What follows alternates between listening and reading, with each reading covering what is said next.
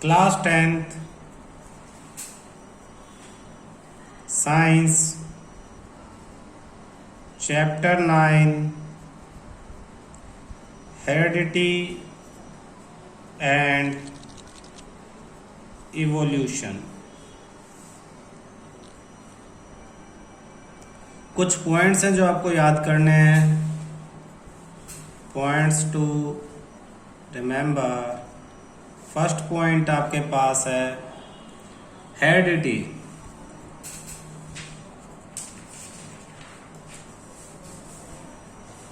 Transmission of a features of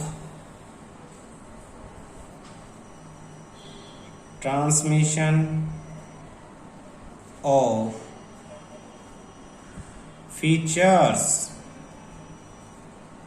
of character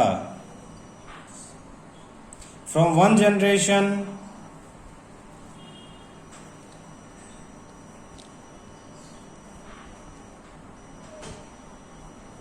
to another, or from parent to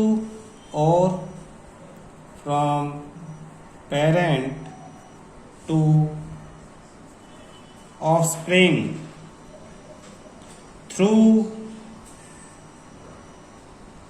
their genes। आप देखोगे कि बच्चों की शक्लें अपने पेरेंट्स से मिलती हैं, आवाज़ मिलती है, बहुत सारी हैबिट्स मिलती हैं। तो इन सब चीज़ों को करेक्टर्स कहते हैं, करेक्टर्स। तो हेरिडिटी का मतलब है कि इन करेक्टर्स का transmission, features of character from one generation to other, या पेरेंट्स टू ऑफस्प्रिंग। ऑफस्प्रिंग मतलब बच्चे, माता पिता से बच्चों में जो फीचर, जो करेक्टर ट्रांसमिट होते हैं उनके जीन्स के थ्रू, उन्हें हेरिडिटी कहेंगे। इस चीज को क्या कहेंगे? हेरिडिटी। सेकंड है variation.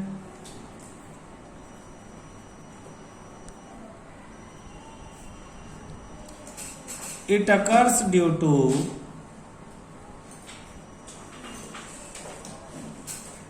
sexual reproduction,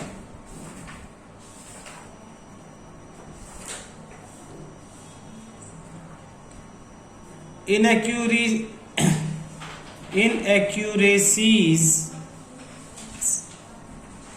during DNA replication, जिसे म्यूटेशन बोलेंगे, अभी समझाऊंगा मैं इन्हें, mutation.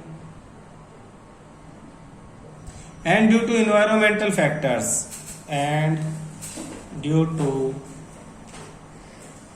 Environmental factors.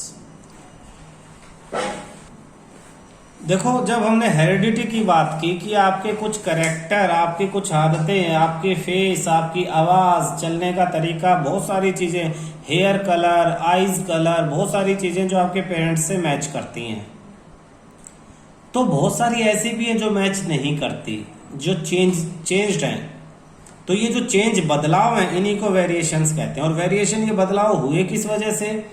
It occurs due to the sexual reproduction. जब सेक्सुअल रिप्रोडक्शन होता है, जब मेल और फीमेल गैमेट मिलते हैं, उनमें इनएक्यूरेसी, डीएनए, जब देखो दो गैमेट है, एक मेल और फीमेल, वो दोनों आपस में ज्वाइन हुए तो रिजल्टेंट एक नई सेल बनी। नई सेल जब बनती है तो यहाँ से हाफ डीएनए यहाँ से, तो ये फुल डीएनए यहाँ का बनता है। और फिर ये डीएनए कॉपी होते हैं। जब यहाँ से सेल कॉपी हुई तो इस पूरे प्रोसीजर में डीएनए कॉपी होता है। तो डीएनए जब कॉपी होगा तो इस मेथड को बोलते हैं म्यूटेशन। और ये जो है 100% एक्यूरेट कॉपी नहीं होती। जैसे आप फोटोस्टेट कराते हो तो फोटोस्टेट बहुत बढ़िया है, लेकिन 100% ओरिजिनल जैसी नहीं होती। तो ऐसे ही जब डीएनए कॉपी होते हैं तो बहुत एक्यूरेट होते हैं, लेकिन 100% एक्यूरेट नहीं हो पाते। तो जो बदलाव आ जाते हैं करेक्टर्स में, क्योंकि डीएनए के ऊपर सारे करेक्टर इंडिकेट है, तो उसी वजह से वेरिएशंस जो आते हैं। एनवायरमेंटल फैक्टर भी वेरिएशंस के लिए रिस्पॉन्सिबल है। क्लियर है? नेक्स्ट थर्ड पॉइंट आप देखोगे, जेनेटिक्स किसे कहते हैं? Genetics, branch of biology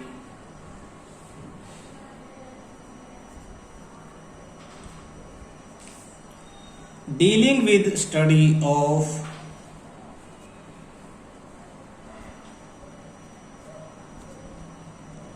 heredity and variation, heredity and variation। तो ये जो हमने ऊपर हेरिडिटी पढ़ा और वेरिएशन पढ़ा, इन सब चीज़ों को स्टडी करने वाली ब्रांच ही जेनेटिक्स कहलाती है। इन्हीं सभी चीज़ों को स्टडी करना ही जेनेटिक्स है। फोर्थ पॉइंट, हम इन्हें कहेंगे alleles.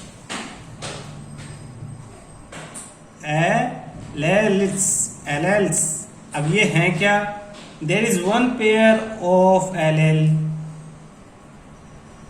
there is one pair of alleles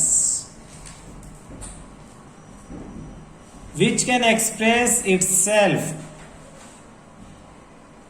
which can express itself whether present in homozygous या alleles which can present in homozygous. Homozygous का मीनिंग समझाता हूं मैं। Present in, which can express, which can present in homozygous. देखो, कोई toll है, toll, तो जो टॉलनेस है उसके लिए जीन्स में दो चीजें, जीन्स में दो पेयर मतलब दो करेक्टर रिस्पॉन्सिबल है टॉलनेस के लिए, और दोनों ही करेक्टर एक्चुअल टॉलनेस को रिप्रेजेंट करेंगे तो हम उसे कैपिटल टी और कैपिटल टी से रिप्रेजेंट करेंगे। तो there is a pair of alleles, इन्हीं को एलेट बोलते हैं। ये हमेशा पेयर की फॉर्म में होंगे, यानी टॉलनेस के लिए हमेशा एक पेयर की फॉर्म में दो चीजें होंगी, और ये होमोजाइगस के अंदर प्रेजेंट है एक जैसे। ये एक जैसे होते हैं किसमें? होमोजाइगस में। अगर ड्वार्फ है तो ड्वार्फ यानी छोटा है कोई, तो ड्वार्फ के लिए हमने इसी के स्मॉल सिंबल स्मॉल टी को यूज कर लिया। तो होमोजाइगस जिसमें दोनों एक जैसे, उन्हें होमो कहते हैं। होमो मतलब एक जैसे, होमो यानी एक जैसे। तो दो तरह की स्टेट आप पढ़ोगे, एक तो होमोजाइगस स्टेट और एक हेट्रोजाइगस स्टेट।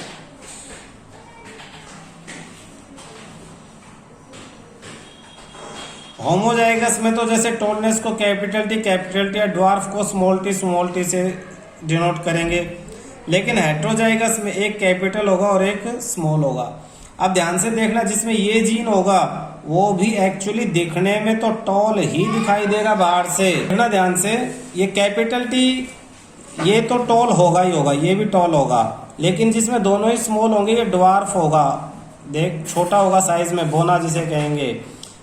इनमें दोनों में से एक भी कैपिटल टी होगा तो वो टॉल कैरेक्टर शो करेगा आपको। एक साइंटिस्ट थे जिनका नाम था ग्रेगर जोहन मेंडेल। आप बार बार मेंडेल पढ़ोगे इन्हें। 1822 से 1884 तक इनका लाइफ साइकिल चला। इनको कहते हैं फादर ऑफ जेनेटिक्स। ये जो हम पढ़ रहे हैं चैप्टर, एक तरह से समझ लो ये फादर ऑफ जेनेटिक्स थे। यही थे जिन्होंने इन सब चीजों के बारे में बताया। और किस प्लांट पे इन्होंने काम किया, ये क्वेश्चन आता है हमेशा। He worked on sweet pea plant. Sweet pea plant पे इन्होंने काम किया, जिसका साइंटिफिक नेम है पीसम सैटिवम, ये तुम्हें याद करना है, very very very very very important, कि मेंडल ने किस प्लांट पे काम करके जेनेटिक्स को एक तरह से इसकी की ढूंढ ली, जेनेटिक्स को समझा, लोगों को समझाया कि जेनेटिक्स एक्चुअली होता क्या है, स्वीट पी प्लांट को, जिसका नाम क्या है साइंटिफिक, पाइसम सैटिवम। फादर, दो चीजें, फादर ऑफ जेनेटिक्स किसे कहेंगे और इन्होंने किस प्लांट पे काम किया और इस प्लांट पे क्यों काम किया, वाई, इसके भी कुछ रीजन है, धीरे धीरे आगे पढ़ेंगे। एक तो इसका लाइफ साइकिल छोटा है, अगर ये किसी बड़े प्लांट पे काम करता तो कोई प्लांट 10 साल में बड़ा होता, फिर उसके 10 साल में बच्चे होते, तो यही मर जाता इतने सालों में। तो ये जो पी प्लांट है ये जल्दी से इसके सीड से नए पी प्लांट हो जाते हैं, उनके सीड से नए, तो इसने इनकी कई जनरेशन्स को स्टडी किया और तब जेनेटिक्स के बारे में समझा। और कई तरह के करेक्टर इन पी प्लांट में एक साथ होते हैं, कुछ पी प्लांट टॉल होंगे, कुछ ड्वार्फ होंगे, कुछ के सीड राउंड होंगे, कुछ के रिंकल्ड सीड होंगे, कुछ का कलर रेड होगा, कुछ का कलर ग्रीन होगा।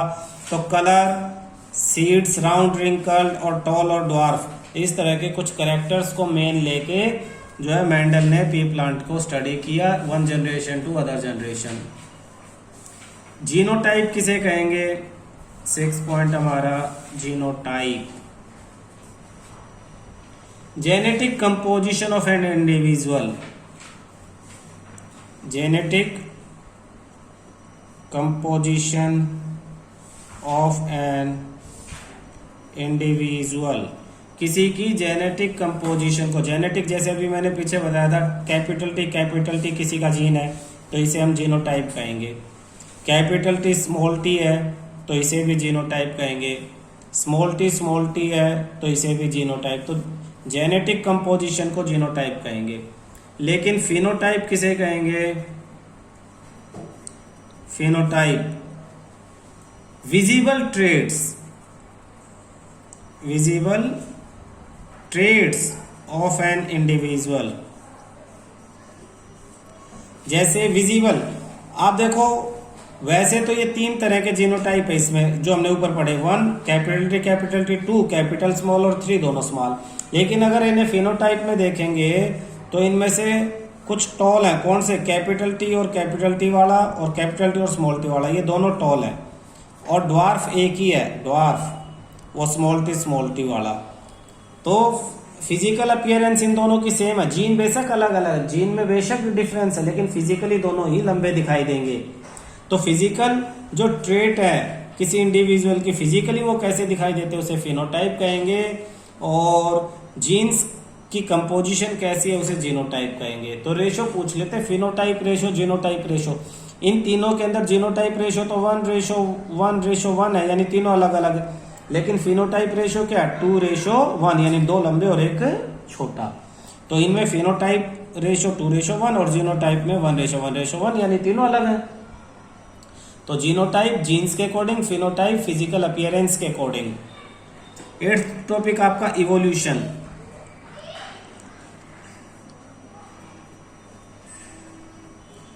Evolution, the gradual change in traits, the gradual change in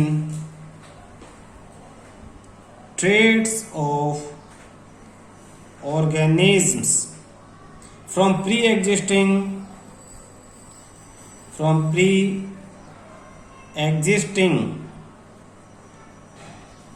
organisms is called evolution. पहले से कोई ऑर्गेनिज्म है, ये एक ऑर्गेनिज्म है ए, पहले से धीरे धीरे इसके बच्चे हुए, फिर उनके बच्चे हुए, उनके बच्चे हुए, उनके बच्चे हुए, और किसी वजह से धीरे धीरे इनके धीरे धीरे ग्रेजुअल धीरे धीरे ट्रेड्स में चेंज आ गया। इनके ट्रेड्स में, ट्रेड मतलब क्या है, इनके जो भी फिजिकल अपीयरेंस, जेनेटिक अपीयरेंस, किसी ना किसी चीज में जो भी चेंज आया, करेक्टर्स जिसे हम बोलते हैं, तो फाइनली कुछ चेंज आ गया। जैसे मान लो पहले सब ग्रीन होते थे या पहले सब रेड होते थे, लेकिन अब सब ग्रीन होने लगे, तो इसको हम इवोल्यूशन कहेंगे। Evolution is gradual change in the traits of organism from pre existing organism is called evolution. Clear है। नेक्स्ट टॉपिक आपका है 9 स्पेसिएशन। इट में टेक्स प्लेस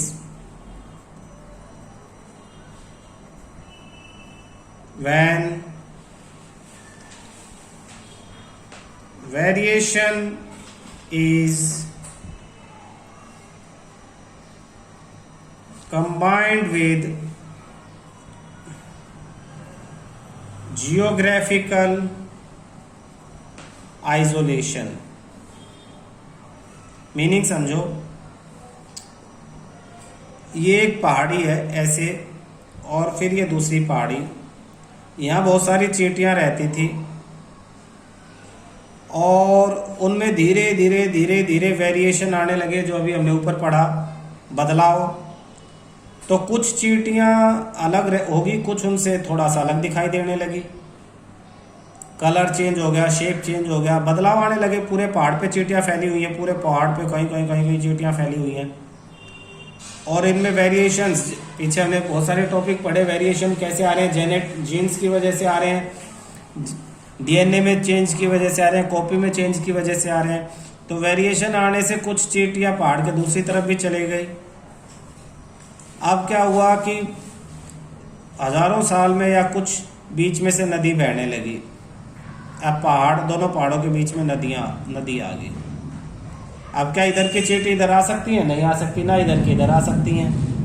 तो इस तरह से दोनों का दूर हो जाना ही जियोग्राफिकल आइसोलेशन कहलाता है।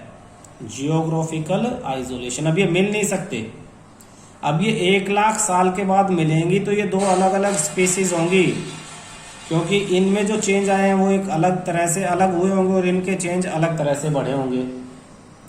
इसी तरह से हम ये मानते हैं कि शुरू में एक ही तरह की सेल थी और चेंजेस की वजह से आज लाखों करोड़ों अलग अलग तरह के ऑर्गेनिज्म बने हुए हैं। तो स्पेसिएशन,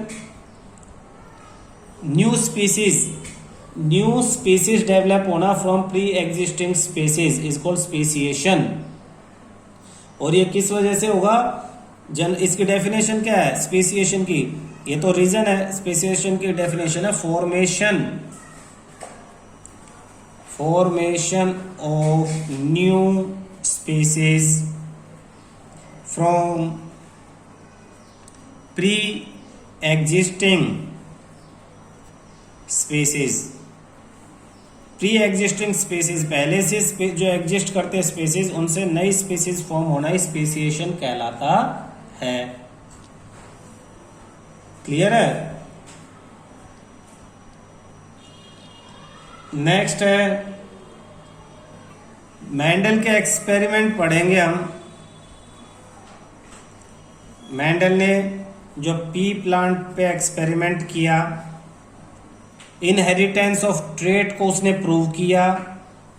इनहेरिटेंस ऑफ ट्रेट्स को उसने प्रूव किया ओवर 2 जनरेशन। सबसे पहले हम पढ़ेंगे ओवर 2 जनरेशन, 2 जनरेशन। इसमें सबसे पहले हम पेरेंट्स को पकड़ते हैं। पेरेंट्स मान लो फर्स्ट जनरेशन में जो थे वो पेरेंट्स जो थे वो होमोजाइगस थे। होमोजाइगस हमने पीछे पढ़ा ना होमोजाइगस के बारे में। तो होमोजाइगस पेरेंट्स होमोजाइगस थे फर्स्ट वाले।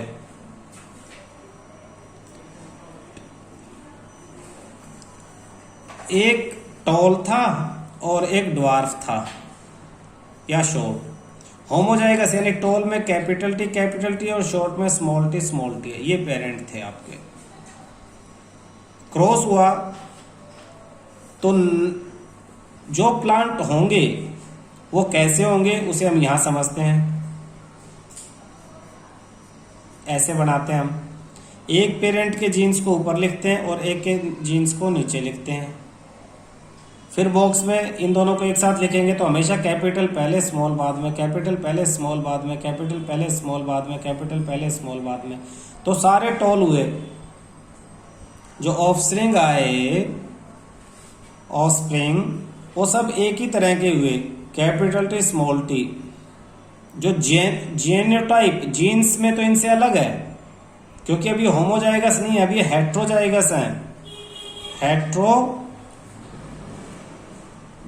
हो गए अब ये। लेकिन फिजिकल अपीयरेंस में ये सेम है, ये टॉल है, ये भी टॉल है, ये भी क्या है, टॉल, क्योंकि जहां कैपिटल टी होगा वो खुद को एक्सप्रेस करेगा। तो ऑफस्प्रिंग जितने बच्चे हुए सब लंबे हुए, लेकिन वो हेट्रोजाइगस हो गए, उनके जीन्स चेंज हो गए, उनमें एक जीन ड्वार्फ का आ गया। होता है ना, पापा लंबे हैं मम्मी छोटी है, लेकिन बच्चे सारे लंबे हैं। अब अगर मम्मी छोटी है बच्चे सारे लंबे हैं, तो क्या होगा कि इन बच्चों के बच्चे जरूर छोटे होंगे, इन बच्चों के बच्चे जरूर छोटे होंगे। और ये भी जरूरी नहीं है कि पापा लंबे है मम्मी छोटी है तो बच्चे सारे लंबे होंगे, जरूरी नहीं है कि पापा होमोजाइगस हो।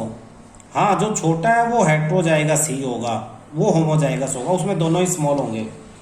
जो लंबा है उसको हमने मान लिया या तो वो होमोजाइगस होगा या हेट्रोजाइगस होगा। अब हम क्या करेंगे, तो फर्स्ट जनरेशन थी G1। अब जनरेशन सेकंड हम देखते हैं। जनरेशन सेकंड में ये जो बच्चे थे अब ये पेरेंट्स हो गए, तो यानी अब कैपिटल टी स्मॉल टी को हम क्रॉस कराएंगे कैपिटल टी स्मॉल टी से, तो हमारे पास क्या बनेगा देखना,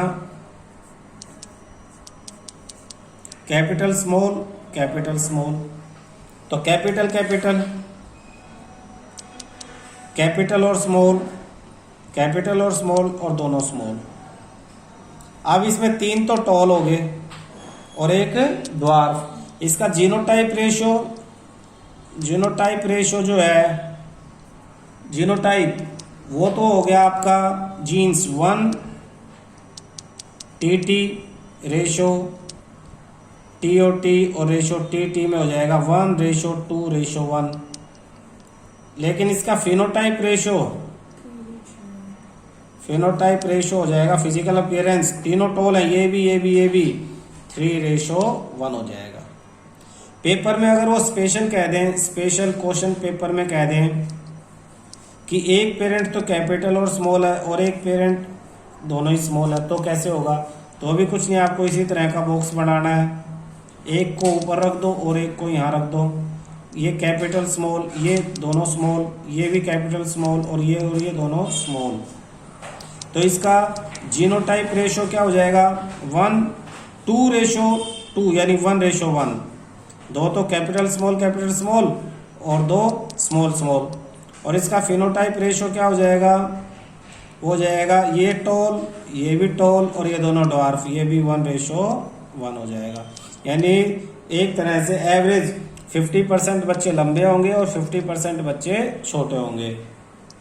ठीक है, इसी तरह से आपसे एक और क्वेश्चन पूछ ले, कैपिटल टी को क्रॉस कर दे कैपिटल और स्मॉल से, तो क्या होगा, सेम यही आपको इसी तरह करना है, कैपिटल स्मॉल, कैपिटल स्मॉल, तो सारे लंबे हो गए। तो जीनोटाइप रेशियो तो 2:2 यानी और 1:1 कहेंगे हम इसे। और फिनोटाइप रेशियो भी सारे लंबे हैं, तो फिनोटाइप रेशियो अलग से तो कुछ होगा ही नहीं, रेशियो तब होता है जब दो अलग अलग तरह की चीज़ें होती हैं। तो इस तरह के क्वेश्चन पूछे जा सकते हैं।